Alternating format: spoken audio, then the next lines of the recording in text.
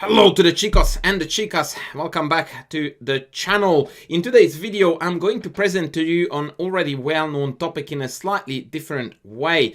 As you know, I often publish chess lessons on this channel, and sometimes I find that the lessons can become a little bit too long, a little bit too heavy, and therefore not too user friendly. And so what I tried to do was that I tried to single out the best parts of a particular lesson and then put that together into a video showcasing only those very powerful little snippets. So this is the plan. I would like to send a massive shout out to the one and only Rookie Redhead, who is actually editing the video for me. So I hope that it's going to turn out great and it will be very well liked. Please do tell us if you prefer this format over an entire lesson, which would run 3, 4, 5 times of the duration of this video or not. I'm really eager to hear opinions either way. But yeah, this is it from me for now, and let's dive right into it.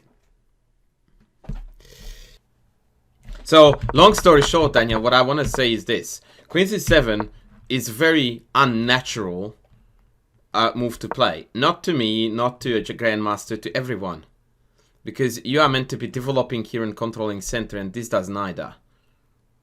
Right. So yeah, you go. The reason I play, is that the lines that I learned, I believe against Rosalima when they take. I'm not 100% sure if that's right, but there are at least a good number of lines where that's what I'm supposed to play, and that's what was confusing me, was trying to remember if this was the line where I play Queen c7. Yeah. And I didn't know whether to follow that or just try something different. And so I was trying to just go with what I thought was the book. This is the ultimate trap, Daniel, of trying to remember openings instead of trying to make sense of them. And I'm not saying that you didn't, but I'm certainly saying that when you're falling back onto a move that you vaguely remember to be correct, however, you can't explain to yourself why, you should never play it. Okay, that's good to know. Yeah.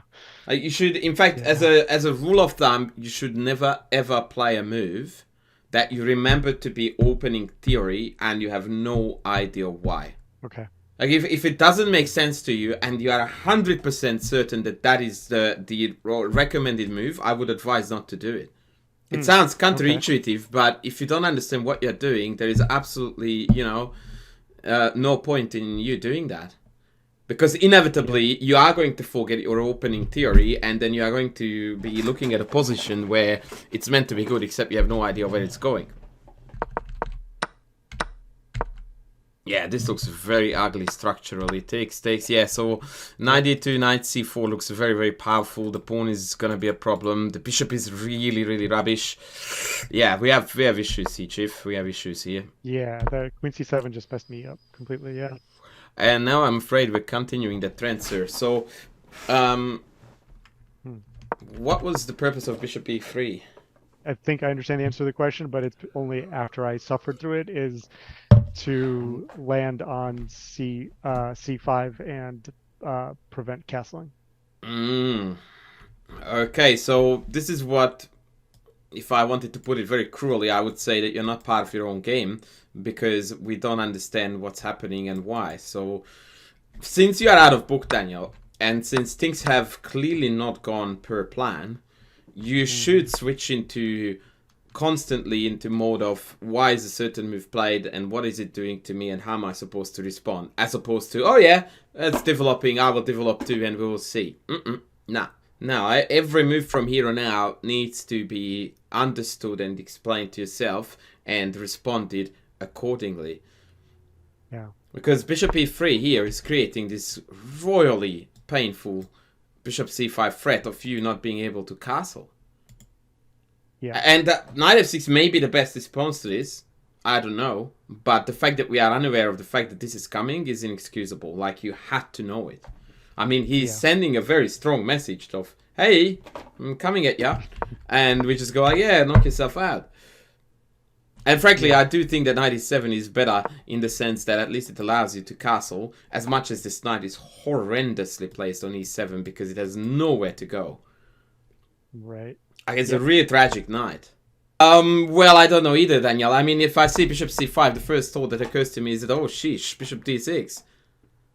Like, that's a gaping hole, man, and it hits like 7,000 things. I mean, obviously the primary objective is to cut you off of castling, but that shouldn't stop your opponent from pursuing other particularly nasty plans. But now I feel like we are on a very interesting learning curve here, Daniel, in regards to, once again, positional decision making. So knight d7 forces your opponent's bishop to come into d6 to occupy an even more annoying square than c5 was with the tempo. Now, as far as I'm concerned, this is a tactical blunder, because it's a very obvious aggressive move that attacks your queen with a tempo.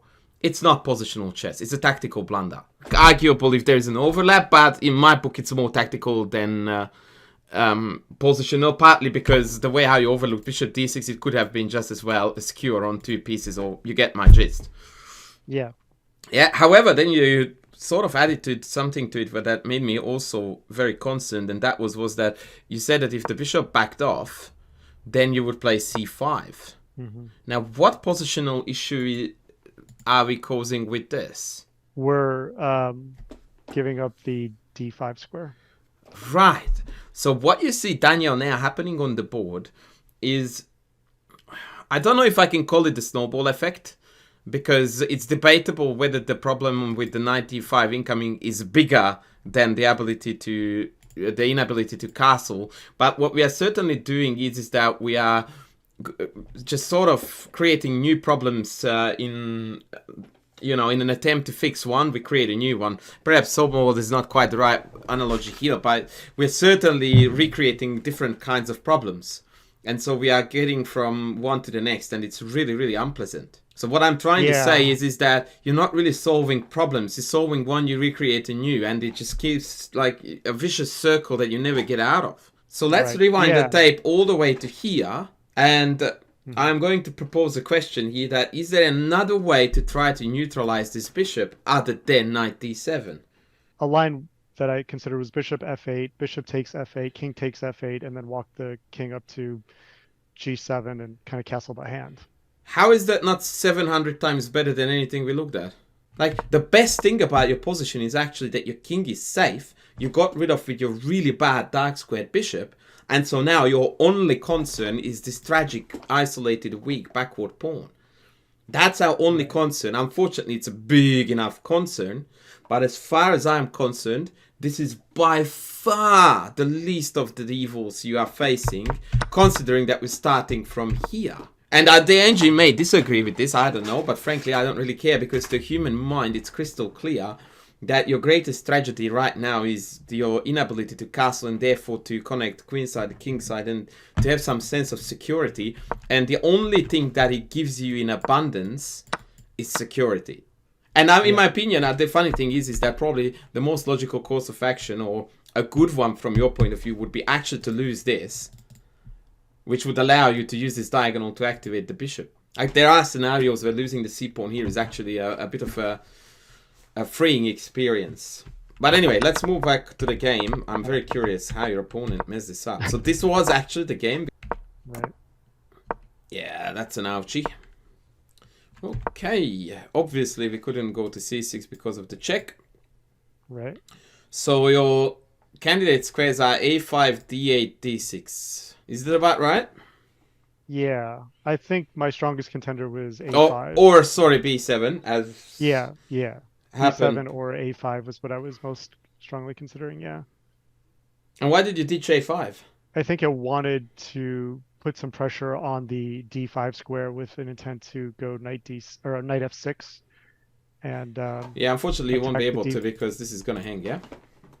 Yeah, I accepted that. Oh, fair enough. Lost. Fair enough. Now, queen a5 happens to lose by force, which is a textbook case, Daniel, of why I'm a big advocate of you doing lots of short and sharp tactics. Because these are the things that should jump at us immediately, because this allows a check here, which looks really sketchy.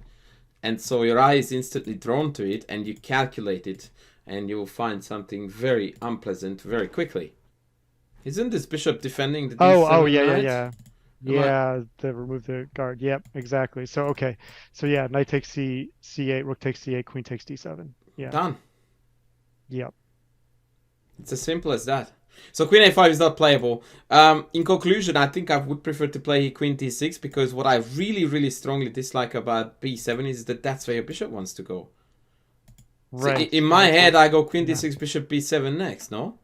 The way how I see this, Daniel, versus what you did is that you had already here a plan in your head. To which my generic response would be that you don't have the right to have a plan because you're not done with development. So the way I think about this position is that how do I finish development, period? Or rather a question mark, actually. Okay. Because I have a bishop here that is begging to be going here, right? So I'm trying to accommodate that. What you are doing is that you have a plan and you're trying to accommodate that without getting concerned about the fact that you're not ready for plans. It's a very, very common mistake of people of your rating level and higher.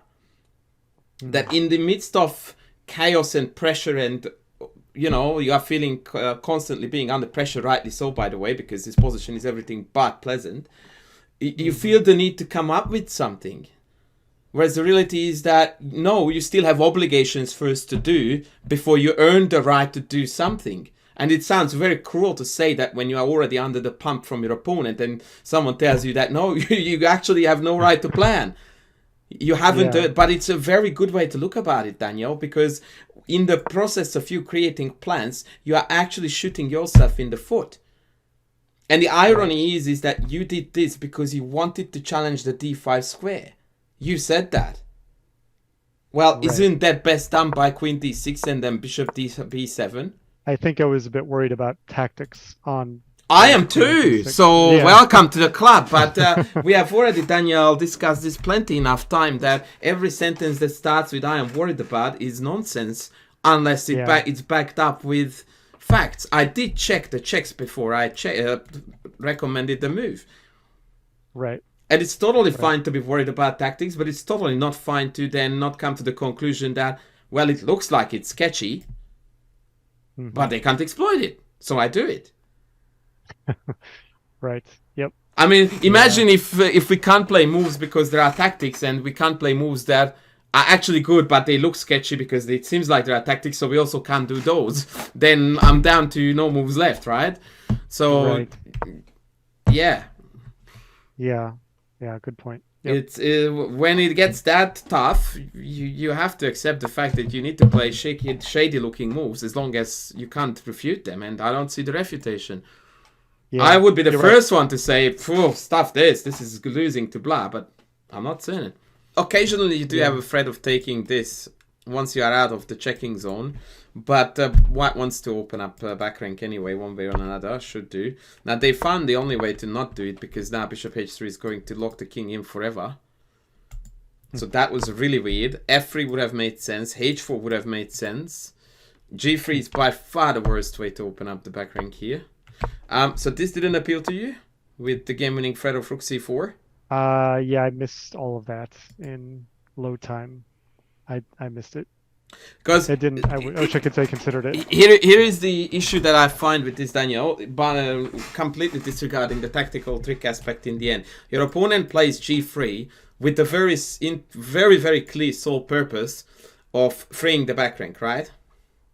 So your natural response to that is this by default, irrespective of whether you see what follows or not, right? Right. And now this king is dead forever. The knight is glued to c4. In fact, it's hanging, but that's, let's just go with obscure tactics category. Debatable, since you are actively looking for back rank issues once you seal the king. But secondly, you have a super basic plan of trading rooks and penetrating, right? Because that's how we utilize 2 rooks versus 1. Now, it's a bit tricky to execute, because when you play rook b7, rook d7, you can't take, because we are in a knight fork. But that's a temporary thing that you can get out of easily.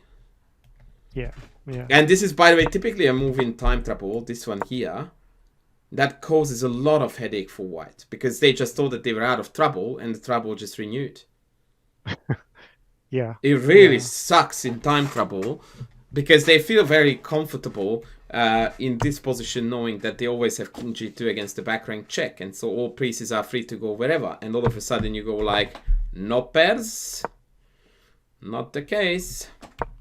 Yeah, this is way too passive, and yeah, it's just, Yeah, no bueno. I knew that you were going for this rook e6 plan, but it's just too slow. Okay.